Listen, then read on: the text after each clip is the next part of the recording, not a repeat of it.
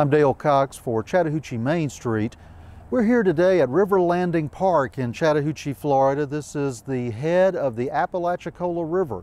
And in fact, from the River Landing Park, you can actually see where the Apalachicola River begins at the Jim Woodruff Dam and at Lake Seminole.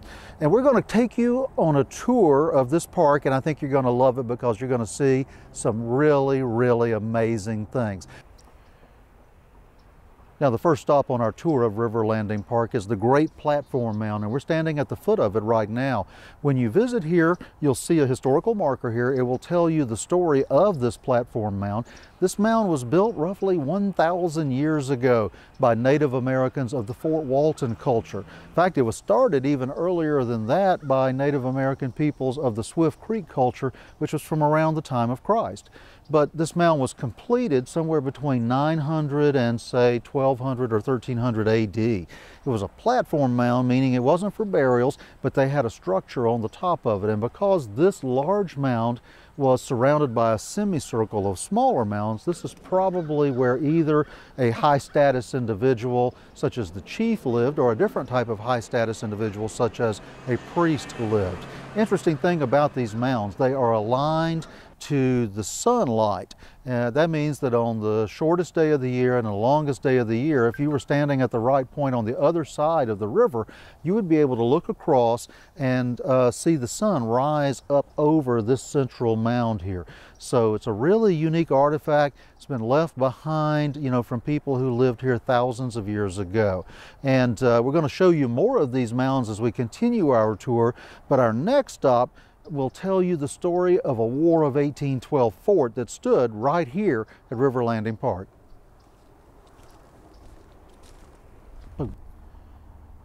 It's a little known fact that during the War of 1812, the British built a fort atop one of these mounds here at River Landing Park.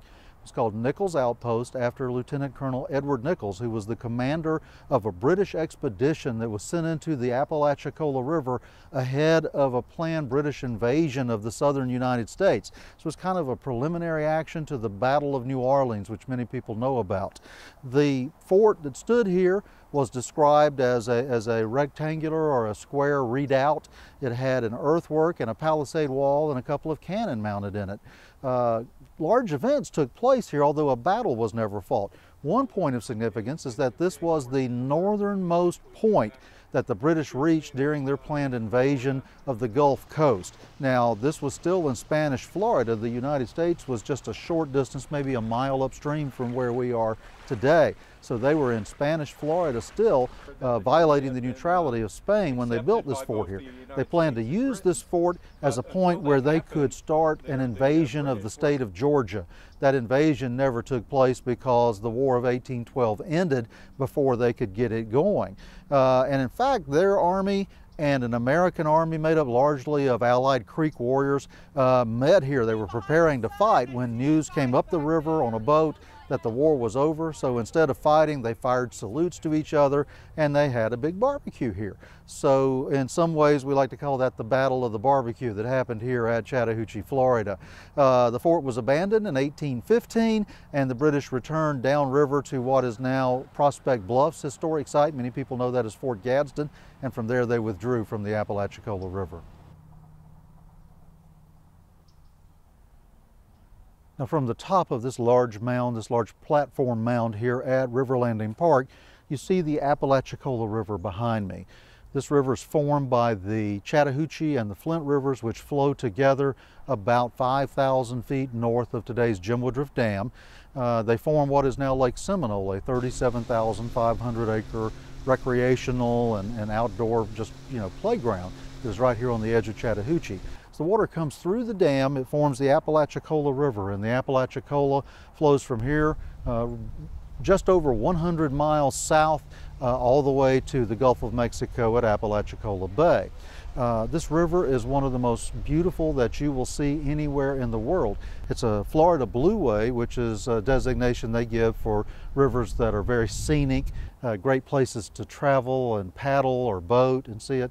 It's also a national trail designated by the National Park Service. So Chattahoochee is really the gateway to both the Apalachicola River Blueway and the Apalachicola National Scenic Trail. They both begin right here And from the river landing here at Chattahoochee, you can launch canoes, kayaks, boats, whatever you would like to, and you can go all the way down to the Gulf of Mexico. This is Mound A at River Landing Park. This is another of the prehistoric Native American mounds that you will find here. As we mentioned earlier in the tour, there were 7 of these, and they formed a semicircle around one large mound in the center. We've already visited that large mound in the center of the Great Platform Mound. This was the southernmost mound in the semicircle, and this marked kind of the outer limits of a ceremonial complex that stood here at River Landing Park. This mound, as you can see, has been badly eroded by the Apalachicola River over the years, because every time the river floods, it comes up and it carries away a little more of the mound with it. There are plans in the future to do more preservation on this site and to restore this mound one day, but for now you can see it as it is, with a little bit of an eye into the type clays that it was made of, and you can see how trees greatly benefited by holding portions of the mound intact here along the banks of the Apalachicola River. This is probably one of the most important stops that you're going to visit on your tour of River Landing Park. This is the bank of the Apalachicola River. You see the river flowing peacefully past today. But in 1817, this was the site of a deadly battle. It was on this site, on November 30th, 1817, that a force of several hundred Red Stick Creek, Seminole, and Maroon warriors — the Maroons were escaped slaves who went to live among the Native Americans in Florida — they lined this bank of the river, which would then had brush and cane and trees along it. They stood behind all of that in hiding, and as a U.S. Army boat reached about this point, they opened fire on the boat. This was during the First Seminole War of 1817-1818, 200 years ago. The able-bodied men on the boat fell first, and then the warriors stormed into the river and stormed over the sides of the boat and won the battle. This incident ended with 34 U.S. soldiers, 6 women, and 4 children killed. 5 other soldiers escaped. They did so by swimming away under the water of the Apalachicola River to the other side, even though they were badly wounded in the process of the battle. The only other survivor was a woman named Elizabeth Stewart. She was the wife of a soldier who was not here that day, but was stationed nearby at Fort Scott, Georgia. She was taken prisoner by these warriors. They took her back to Tallahassee, Talofa, which was a village where the capital of Florida stands today. She was eventually freed 1 year later during Andrew Jackson's invasion of Florida during the First Seminole War. But this is the scene where this bloody battle was enacted, and it is an important part of the history, not just of Chattahoochee, not just of Florida, but of the United States, because the United States later used this battle as part of their push against Spain to force Spain to cede Florida to the United States. And so it's because of this action here on the banks of the Apalachicola River that Florida became part of the United States of America. Many people do not know that this section of the Apalachicola River here at River Landing Park is called Florida's Inland Graveyard of Ships. Now, there's a reason for that. If you look behind me, you see the ribs and the wreckage of a very, very old boat that used to travel up and down the Apalachicola, Chattahoochee, and Flint rivers. In fact, you can walk along the banks of the river here at River Landing Park in Chattahoochee, and you're going to find all kinds of wrecks. Many of these wrecks come from paddle wheel steamboats, some of them more than 100 years old. There are, in fact, a number of these wrecks between the Jim Woodruff Dam, which is just to our north, and the railroad trestle, the CSX railroad trestle, just to our south. If you come and you walk along this part of the riverbank that is public land here, you're going to see the ribs and the hulls and the wreckage of boats from a time gone by, a time when riverboat travel on these luxurious big paddle wheel steamboats was the way to move up and down the Apalachicola River. In fact, you could travel from Apalachicola on the Gulf as far upstream as Columbus, Georgia on the Chattahoochee River, and if the water conditions were right, even as far up as Albany, Georgia on the Flint River. Chattahoochee was a major riverboat port, and that's why you still find signs of that right here on the banks of the Apalachicola River in Chattahoochee, Florida. people often wonder, because of Chattahoochee's location here on the Apalachicola River, if it had much Civil War history. The answer is yes, it did. Chattahoochee was the home port for a large warship called the CSS Chattahoochee, and it docked right here at River Landing on the banks of the Apalachicola River. The CSS Chattahoochee was a steam-powered warship that also had masts and sails. It had twin screw propellers, and they could be operated independently so that the ship could stop one and reverse the other one and turn its way rapidly around the sharp bends and the curves of the Apalachicola River. The ship was home ported here. They even did artillery practice here, and sometimes people in Chattahoochee even find cannonballs in their yards left over from the days when the CSS Chattahoochee was an important part of the Confederate States Navy. Chattahoochee remained here until May of 1863, when it got word that a Union boat party had come into the lower Apalachicola River and seized a blockade runner, or a small schooner that was used to slip cotton through the Union Navy's blockade of our coast. Chattahoochee steamed downriver to try to intercept that. The river proved too shallow at Bluntstown for it to get past, and as they were raising steam the next day to come back up, they experienced a steam explosion on the ship. It scalded a number of men to death. You can even see the monument to their graves on their gravesite here in Chattahoochee today on Main Street at the other end of town.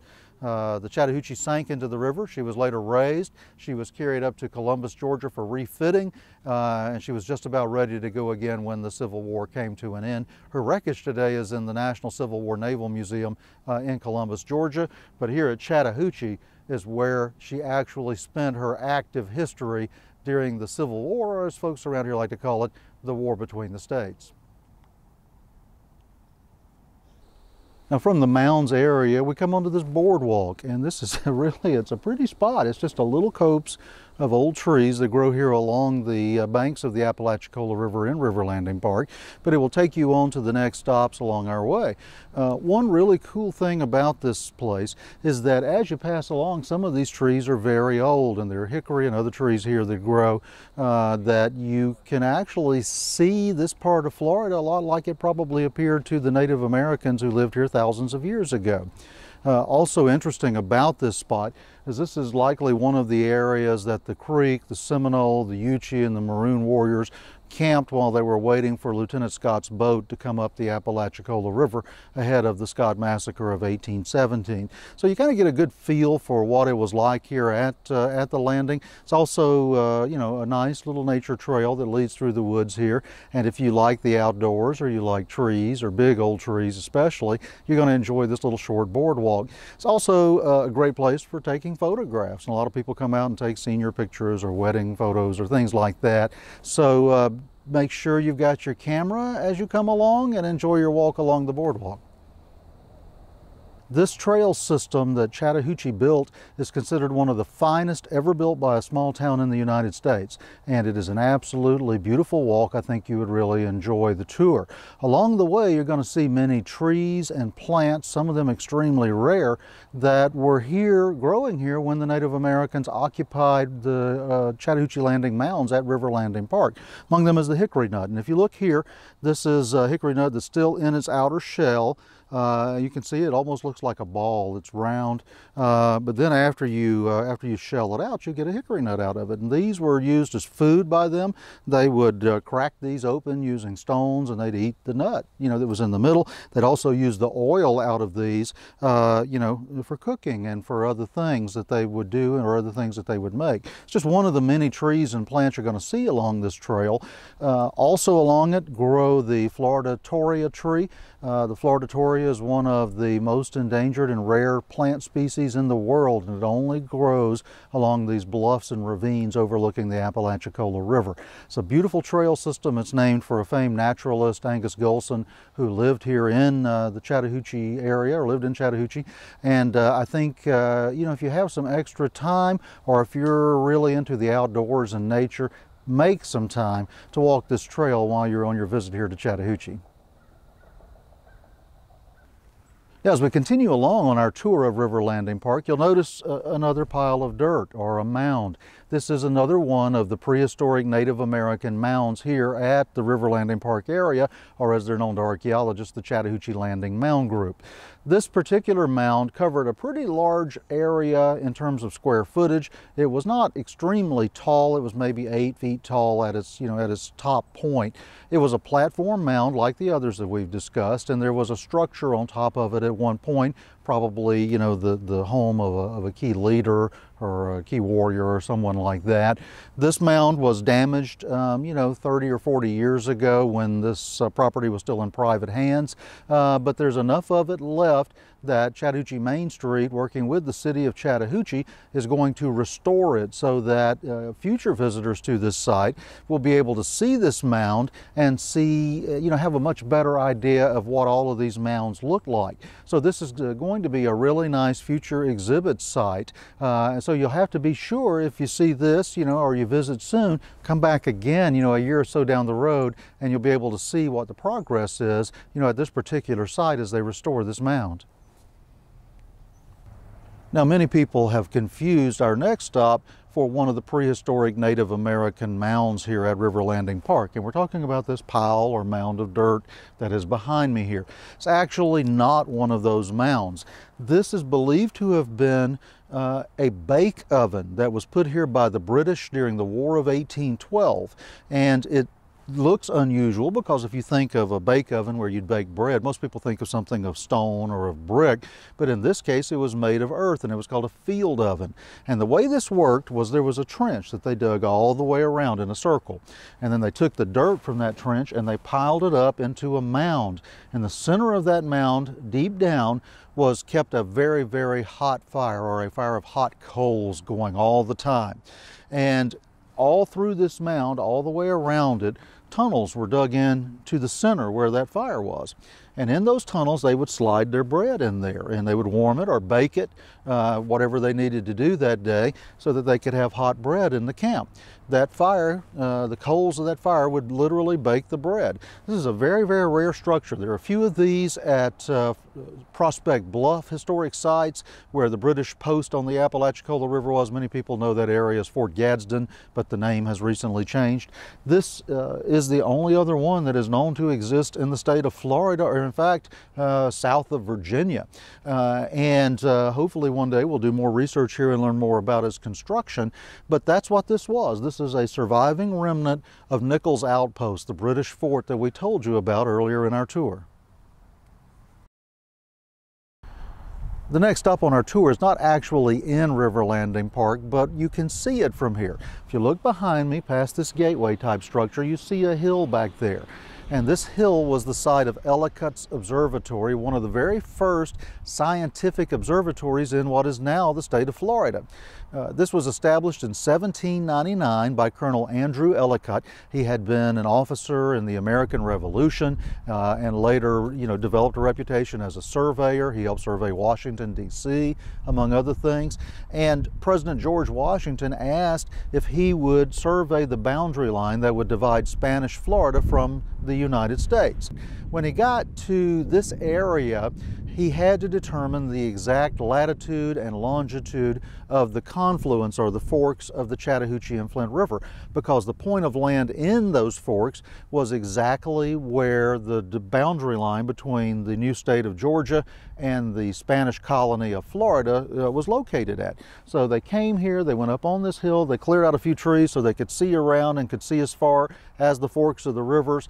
They took all kinds of scientific measurements to determine latitude and longitude. They examined the stars. They did all the kind of things that they did to survey land in those days, and they came up with a latitude and longitude. We didn't know it at the time, but today we know they were actually off a little bit in their observations, but considering the types of equipment they had to work with, they did pretty good.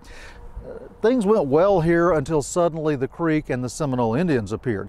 They were not happy at all about these two countries dividing land that they believed was theirs and that they had owned for thousands of years, especially the Creeks.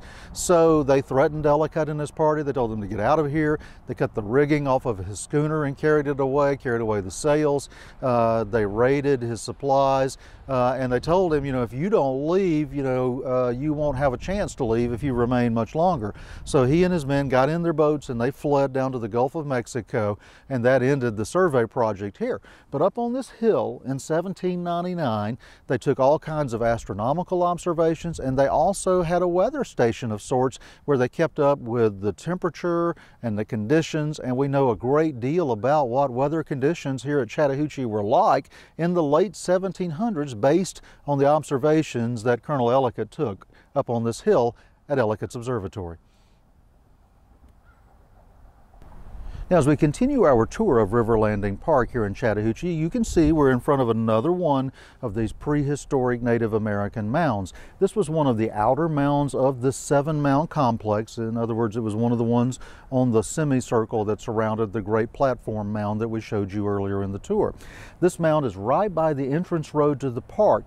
So as you arrive here at River Landing Park, you're going to pass right by this mound. Just look for the gigantic oak tree growing out of the top of it, which is probably the only reason that as much of it remains today as it does. This mound is a testimony to destruction and the need for preservation, because maybe 30-40 years ago, someone prior to this coming into city ownership actually bulldozed most of this mound, thinking that it was a distraction or just needed to be done away with. The city has preserved what remains of it as a monument to maybe our folly in destroying things like this. This mound was over 2,000 years old, the bottom parts of it, and it was probably finished out about 1,000 years ago. We don't know much more about it than that. We know it was not a burial mound, but we do know that it survived many, many years here on this site. All right, now we're looking at a really unique architectural landmark that you'll see here at River Landing Park. It's the old Victory Bridge across the Apalachicola River. If you look behind me, you see the graceful arches of this old bridge. This bridge was named Victory Bridge because it was built to commemorate the end of World War I back in 1918 when the American troops began to come home. Now, the bridge was completed in the 1920s as part of the original Old Spanish Trail National Highway. This was the very first coast-to-coast road built specifically for tourists, and it ran from San Diego, California, all the way to St. Augustine, Florida. And it crossed the Apalachicola River here via the Victory Bridge. And on the day that they built the bridge, in fact, you saw a really unique collision of cultures almost, because they had to raise, it was a drawbridge, they had to raise the bridge to allow a paddle wheel steamboat to steam under. This bridge remained in use until the 1950s when they completed the new bridge over the Apalachicola River, but sections of it still remain, and they've become quite an architectural landmark for Chattahoochee and the entire state of Florida. Well, I'm glad you came along for a walk with us here at Chattahoochee Landing, or River Landing Park in Chattahoochee, Florida. As you can see, there is an enormous amount of history here, but you can also learn about nature.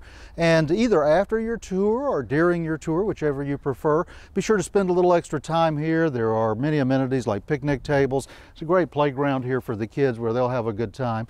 And you can come out and just enjoy the beauty and the splendor of the outdoors right here in Chattahoochee, Florida. For Chattahoochee Main Street, I'm Dale Cox at River Landing Park.